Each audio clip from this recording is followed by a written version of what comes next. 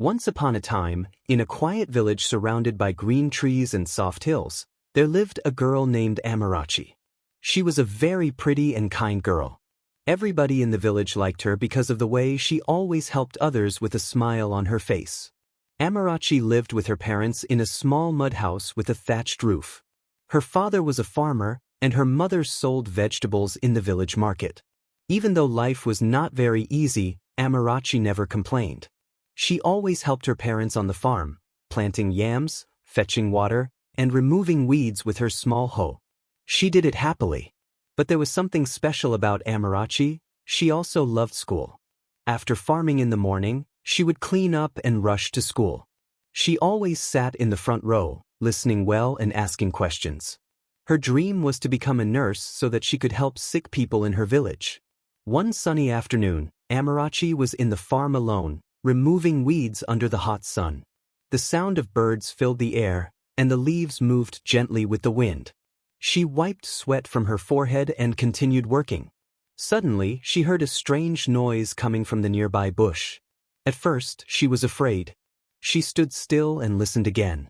Then, a man ran out of the bush, his clothes torn, and his face full of fear. He looked like someone who had been running for a long time. Not far behind him, she could hear voices shouting and footsteps chasing. The man fell to the ground, breathing heavily. When he saw Amarachi, his eyes were full of worry and pain. "Please, help me," he begged, his voice shaking. Amarachi looked around quickly. She didn't know who the man was or why people were chasing him. But something in her heart told her to help him. Without wasting time, Amarachi dropped her hoe, ran to him, and helped him stand up. She led him behind some big banana trees at the edge of the farm and covered him with dry palm leaves. Then she returned to the middle of the farm, pretending to be working, just as the footsteps drew closer.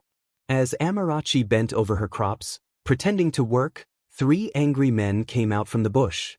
Their faces were hard, their eyes sharp like knives. One of them shouted, "Girl, where is the man that passed here?" Amarachi froze. Her heart beat fast like talking drum. The men were tall and strong, with cutlasses in their hands. One of them stepped closer and pointed his blade at her. "If you lie to us, we will finish you here," he shouted. Amarachi was shaking inside. Fear held her throat, but still, she kept her voice steady. "I don't know him," she said. "I only saw someone run by that side."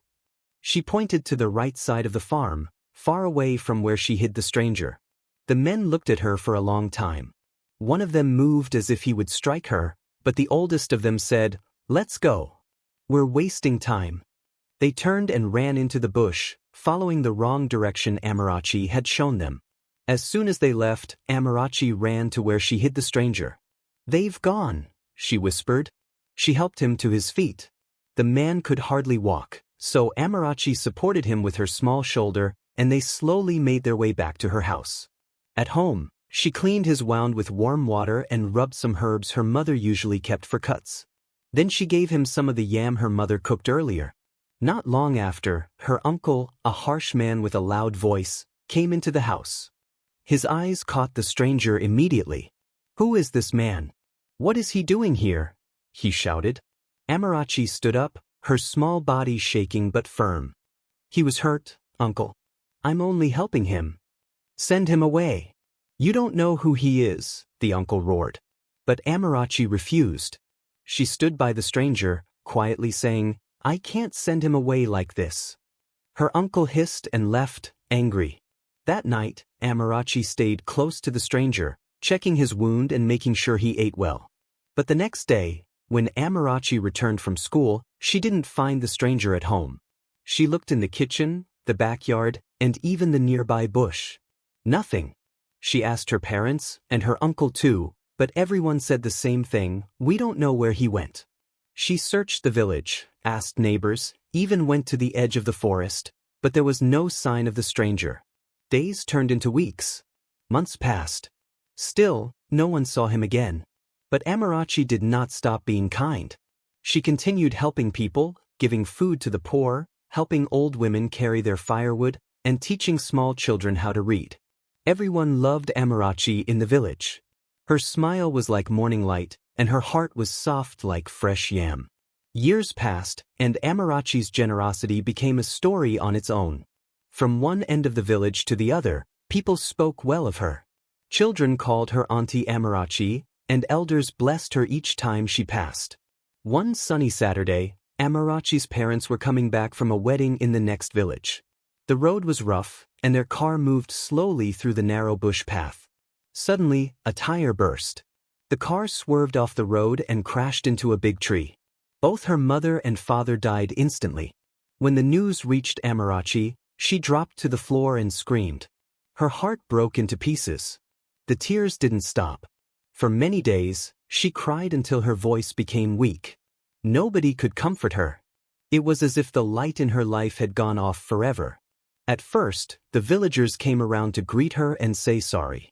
But soon, strange things began to happen. Her uncle, the same one who once shouted at her for helping a stranger, began to spread rumors. He told people that Amarachi was not a good girl, that she could be a witch. He told the villagers, "Since she was born, my brother never had another child. Maybe she is the reason. Maybe she had a hand in their death." These evil words started spreading like smoke. One by one, people in the village began to change. The same people who used to smile at her now whispered when she passed. The same women she helped now turned their backs. Children were told to stay away from her. Nobody came close anymore. Then, one dark morning, her uncle called a village meeting. He stood and claimed everything his late brother owned: his land, his house, his money. He said Amarachi had no right to stay in the house again. That same day, he sent her out. With only a small bag and the clothes on her back, Amarachi walked away, tears falling freely down her face. She was even warned not to enter the village again. She followed the bush path by the village farms, going nowhere in particular. Her feet were tired, her stomach empty. She missed her parents, their gentle voices, their warm hands. Hours passed. Amarachi found a quiet spot under a tree in a nearby village's farmland. There, she lay her head on her bag and slowly fell asleep, still crying in her dream. As the evening breeze blew gently, an old woman walking by saw her lying on the ground. She walked closer, touched her shoulder, and softly called out, "Young girl, what are you doing here at this time?" Amarachi opened her eyes, confused and weak. "I have nowhere to go," she said. "My parents are gone. My uncle sent me away. He said I'm a witch. But I'm not. I swear I'm not." The old woman looked into Amarachi's eyes and saw pain, but also truth. "Come," the woman said kindly, "let me take you to my house. You will rest and eat." With shaking legs and a heavy heart, Amarachi followed the old woman. The old woman's house was small, but warm and welcoming. It sat quietly at the edge of a peaceful village. The compound was tidy, and her clay pots rested like silent sentinels near the doorway. She fed Amarachi with kindness and gave her a place to sleep. For the first time in many days, Amarachi felt a flicker of peace in her heart. The woman's name was Mama Igioma. Gentle in speech, wise in presence. She watched Amarachi's every move, how she swept, how she fetched water, how she always said thank you even when no one expected her to. One morning, as the breeze carried the smell of firewood and earth, Mama Igioma spoke softly, "My daughter, I have been watching you. You're not just an ordinary girl. I believe the gods are guiding your steps." She paused, her voice growing firm. "There's a palace up on the hill, the great one this land is proud of. I know someone there. The Queen Mother herself. They are in need of well-behaved young women to serve in the royal household. I will take you there. Perhaps that is where your new life will begin." Amarachi's eyes filled with both hope and fear. But she nodded. Days passed, and then, they stood before the palace gates. Tall, majestic, and guarded by warriors with spears that caught the sun. Amarachi, wrapped in a clean but simple wrapper, stood beside Mama Igioma like a leaf before the wind. After some waiting, a female palace guard led them inside. The palace courtyard opened wide before them, carved statues of elephants and queens resting beside flowing fountains. Amarachi's eyes soaked in every detail. Under a large red and gold canopy sat the Queen Mother. She wore coral beads that glowed against her dark, smooth skin. Her face was calm, but power rested in the lift of her chin and the stillness of her gaze. When Amarachi knelt before her, her voice soft and respectful, the Queen Mother leaned slightly forward. "This one has a good spirit," she said to her attendants. "Let her be assigned to the inner chambers. She will work with the royal maids and assist in evening preparations." She paused and looked directly at Amarachi. "But she must be very careful. She must never make a mistake around my son. The king values order and silence. And I, as his mother, do not joke when it comes to his peace of mind." And just like that, Amarachi became a palace maiden. That night, Amarachi lay quietly on her mat inside the maiden quarters. The scent of perfumes hung in the air, blending with the soft smoke of oil lamps. Two of the older girls sat beside her, chatting while braiding each other's hair. One of them, Urena, turned to her with a curious smile. "This job is sweet sometimes," she said, "but you have to be smart. If you ever make a mistake in front of the king, it may not end well for you. The Queen Mother watches everything. She protects her son like a lion guards its cub." Another girl with a sharper tone added, "There was a maid who served him tea once. She forgot to bow. The king didn't say anything, just gave her one look. By the next day, she was gone. The Queen Mother made sure of it." Urena leaned closer to Amarachi and whispered, "But here's something you should know. No one sees the king often. He rarely comes out. And if you ever do meet him, behave like a statue. Speak only when spoken to." The girls giggled quietly, amused by their own warnings. But Amarachi didn't laugh. A sudden stillness wrapped itself around her heart. Her mind drifted far, to the boy in tattered clothes, his face wounded, his eyes pleading. Could it be him? The same one? No, it can't be. But her spirit, that quiet voice within, whispered gently, "Wait. Be still. Your time is coming." The old voice within whispered gently, "Wait. Be still. Your time is coming." Amarachi settled quickly into palace life. Each day began before the sun stretched its fingers across the hills. She swept the marbled floors, polished the bronze vessels in the Queen Mother's chamber, and arranged silk cloths that smelled of sandalwood and jasmine. Though she was new, her humility and gentleness made her stand out. She was kind to the cooks, helped the older maids carry water, and even sang softly while working, her voice like a lullaby echoing through ancient halls. The palace guards noticed. The elder stewards noticed. Even the birds resting on the carved palace eaves seemed to stop and listen. But not everyone was pleased. "She thinks she's better than us," Urena muttered one day, twisting her mouth. "Always smiling. Always acting holy." Another girl hissed, "Just wait. The Queen Mother only favors her because she's new. Once she makes one mistake, she'll fall." Still, Amarachi paid no mind. She wasn't trying to shine. She was simply being herself, the girl who once ran through the rain with dreams and bare feet. But fate was waiting. It happened one cool evening, as Amarachi carried a tray of herbs to the Queen Mother's private garden.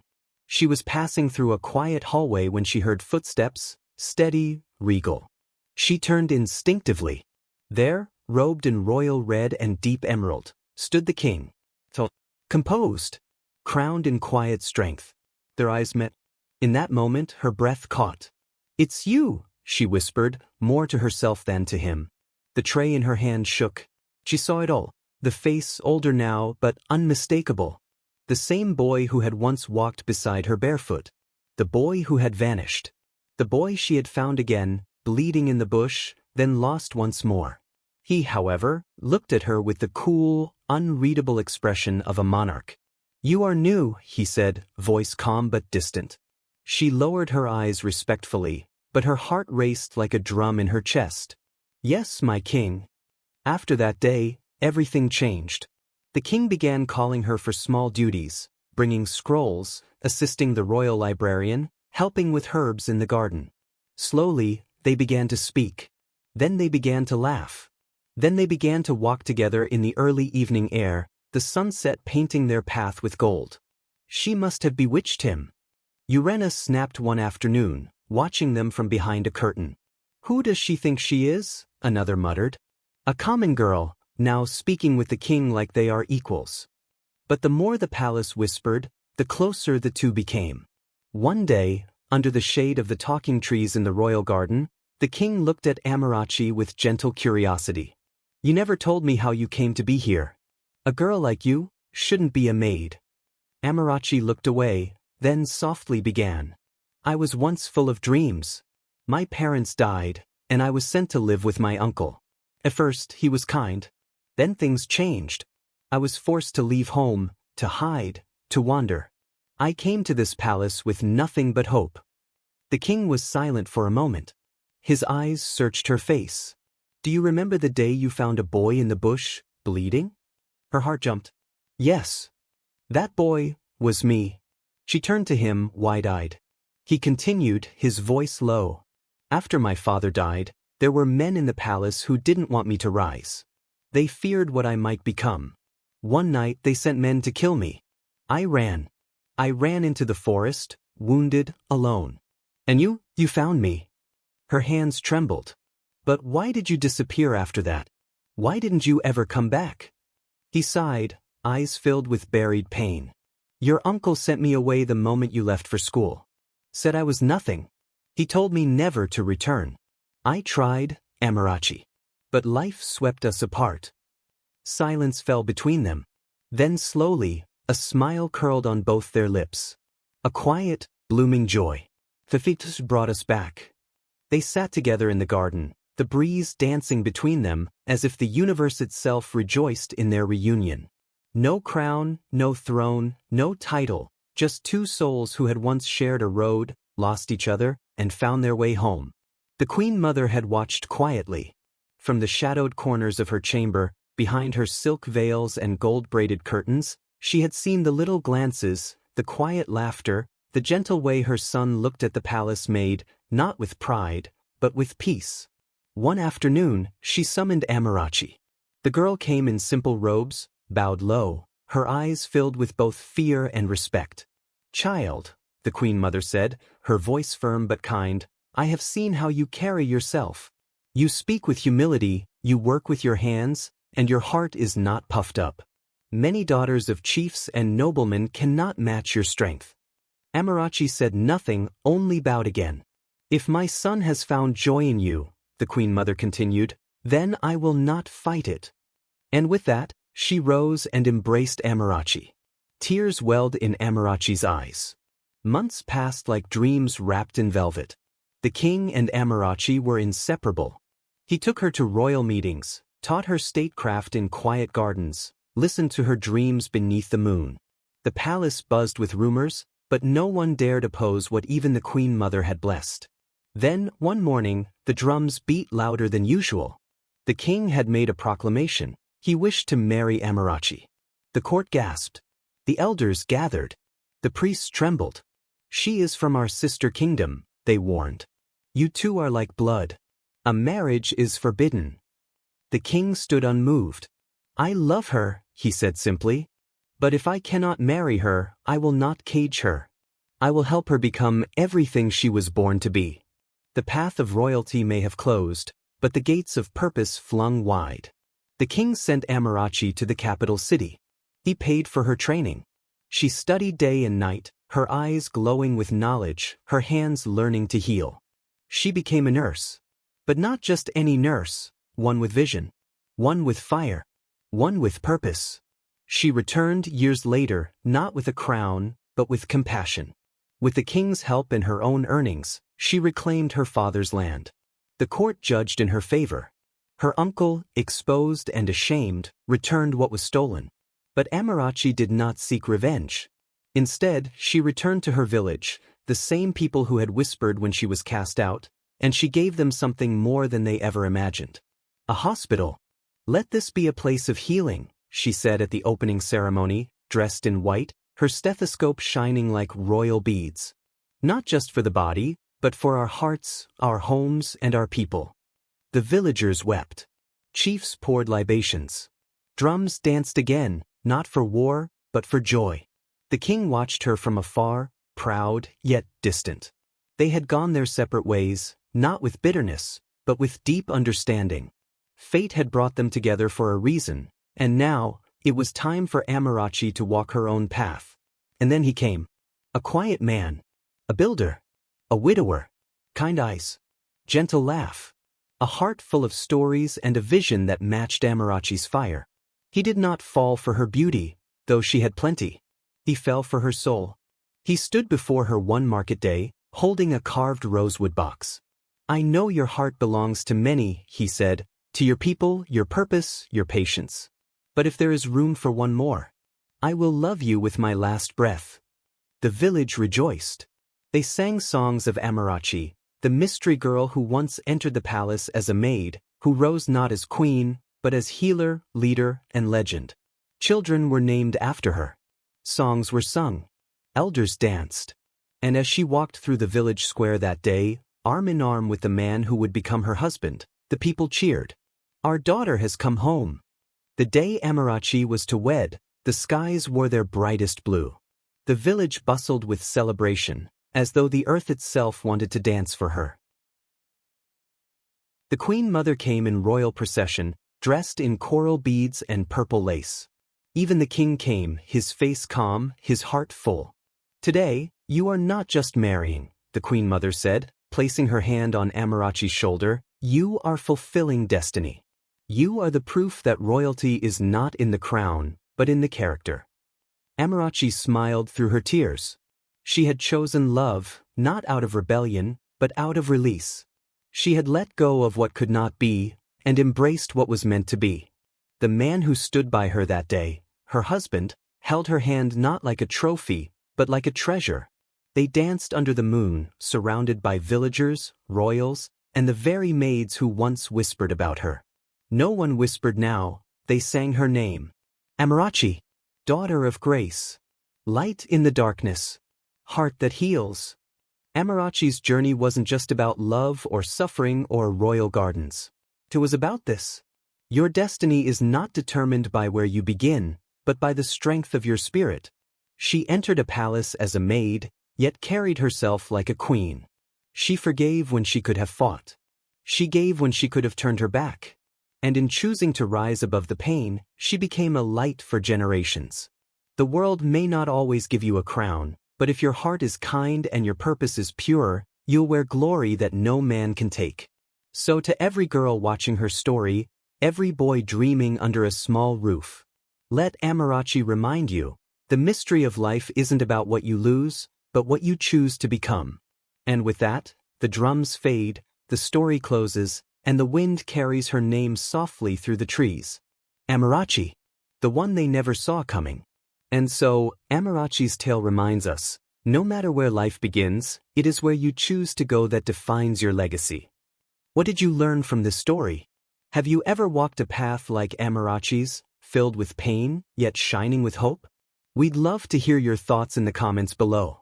Don't forget to like this video, share it with someone who needs inspiration today, and most importantly, subscribe to Tales by Foxy for more powerful stories that touch the soul and light the way. Click the bell so you never miss a moment of magic. Until next time, keep walking, keep dreaming, and remember, your story is not over yet.